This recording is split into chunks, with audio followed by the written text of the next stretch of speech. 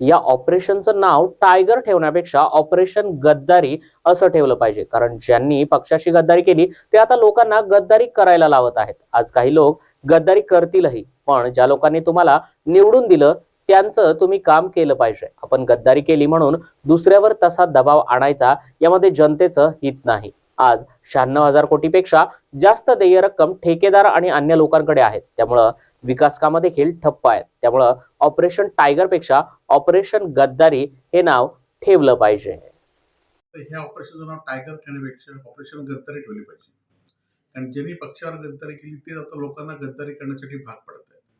आज काही लोक त्यांच्यावर गद्दारी करतीलच, परंतु जनसामान्यामध्ये ज्या पद्धतीने तुम्हाला लोकांनी निवडून दिलं त्या लोकांना निवडून दिलेल्याचं तुम्ही काम केलं पाहिजे.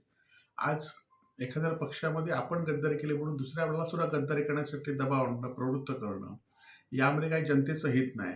आज आपण म्हटलं असेल की 96,000 पेक्षा जास्त कोटीची कोटीची देय आज ठेकेदार इतर लोकांकडे आहेत आणि त्यामुळे आज सगळी कामं विकासाची ठप्प आहेत. या संदर्भात तुम्ही काहीतरी बोललं पाहिजे. निवडणुकीमध्ये जी आश्वासनं तुम्ही दिली होती ती आश्वासन कशी पूर्ण करतील यासाठी बघितलं पाहिजे आणि हे ऑपरेशन टायगरपेक्षा ऑपरेशन गद्दारी त्याला नाव दिलं पाहिजे, असं माझं म्हणणं आहे.